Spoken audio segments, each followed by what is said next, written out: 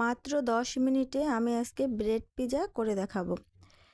তেমন কিছু লাগে না, খুব সামান্য উপকরণ দিয়েই এই ব্রেড পিৎজাটা বানানো যায়। আমি আজকে 4 পিস পাউরুটি নিয়ে নিয়েছি, একটু ছোট ছোট টুকরা করে নেব।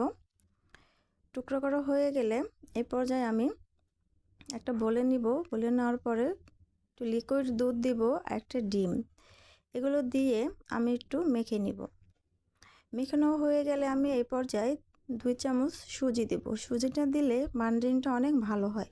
সামান্য একটু লবণও দিয়ে দিয়েছি। একটা চামচের সাহায্যে প্রেস করে করে আমি এটাকে নরম করে নিয়েছি। তারপরে মুরগির বুকের মাংস ছোট করে কেটে গোলমরিচ, আদা রসুন বাটা, টমেটো সস, সয়া সস এগুলো দিয়ে মেখে রেখেছি 10 মিনিট। 10 মিনিট পরে চুলায় একটা কড়াই বসিয়ে দিয়ে আমি মুরগির মাংসগুলো ভেজে নেব। বেশি ভাজা যাবে না, হালকা করে ভেজে নেব।